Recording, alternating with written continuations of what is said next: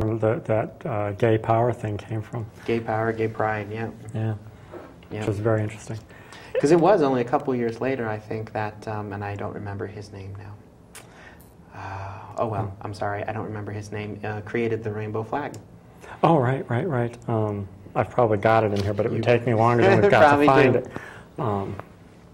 But yeah, the stone wall is still there. Yep. It's still there. Although apparently it moved and then moved back to its original location. Yeah, but that's okay.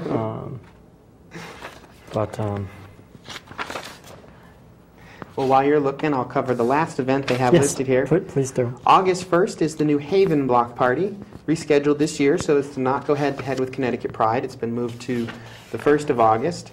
Rob Bart and the team at Gotham City will bring their ever-popular block party back to New Haven in August.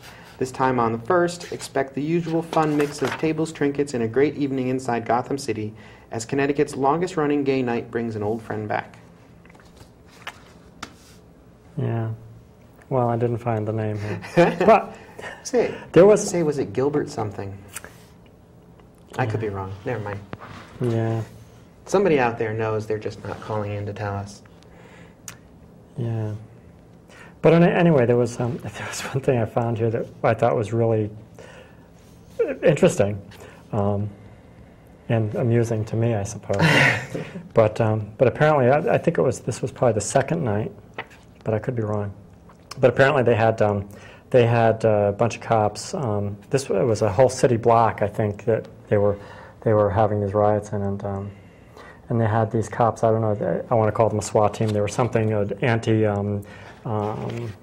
anti-riot team or something of the period that was something like that, and that were marching down the street, sort of. What do you call the phalanx? Marching down the street with their shields, and a group of transgendered people were following them, linked arm in arm, doing the Rockette-style kicks, and singing the song. It says, "We are the Stonewall Girls. We wear our hair in curls.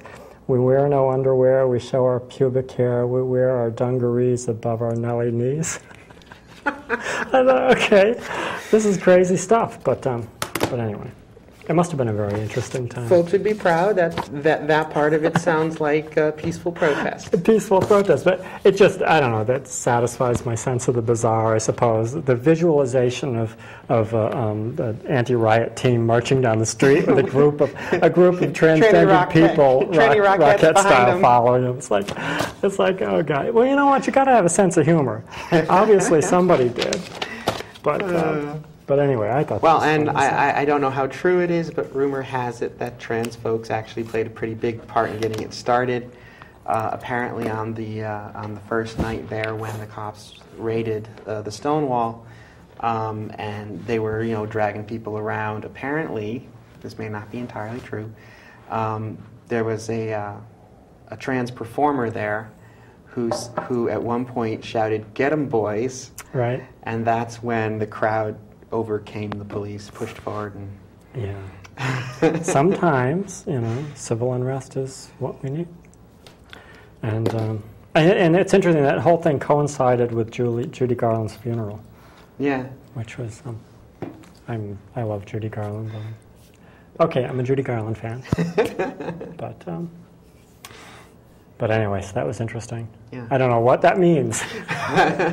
What's the big cosmic secret that reveals? But I guess a lot of the people that were at the bar that night had because her wake or whatever was in New York, and very near there, and the people that were at some of the crowd that was at the wake wound up in the bar that night. Interesting history. Well, especially if it means that a larger, more diverse group of people were there that night. I know in the last couple minutes, one of the guys that I met with the Stonewall Speakers Bureau here in Connecticut was telling a story about how when he... Oh, actually, no, it was Rich Smalley, as a matter of fact, the other day, when he came out to one of his friends that he was gay, his straight friend agreed to go to one of the gay bars with him. Right. And on the way out, Some folks drove up and threw beer bottles at him and made derogatory comments and sped off, and his straight friend got infuriated at the treatment and wanted to know why Rich wasn't mad. And Rich's comment was that this happens all the time. You can't get mad over these things. Yeah.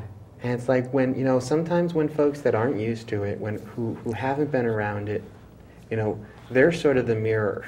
Yeah, and that's a good thing when somebody that is not part of that gets to see it. It's like, oh my God, guess what? This is wrong. Yeah. Yeah. It's so hard to sort of miss that. You get caught up in everything else, and sometimes that's kind of useful to actually get thrown into the fray a little bit. Yeah. So you can actually see what's going on. So I wouldn't put it past the folks that night at Stonewall that you had some folks there that might not have been quite as used to or accustomed to the police harassment that went on there, that didn't see the need to stand for it. Yeah, that's right. A little bit of indignation by somebody that was a little surprised by the whole thing, maybe. Sure. But who knows? I can see that. but yeah, that's interesting. It's like, it's real easy to it's kind of easy to sort of overlook, bad treatment until it's happening to you, and then you can't overlook it, can you? No. Nope.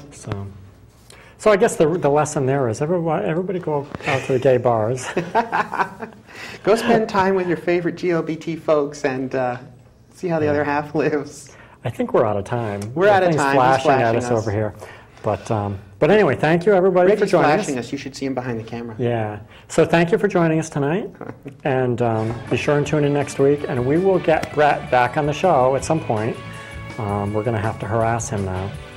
And be sure and tune in for Father Russ's show, which is the one just before us. Next Wednesday at 7. But anyway, bye-bye.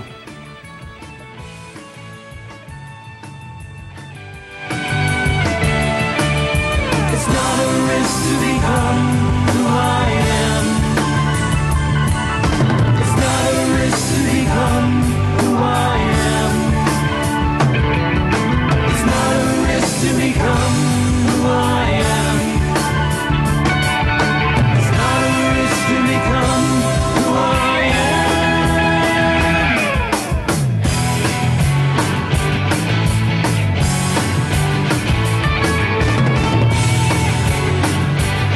Because I found my wishing well.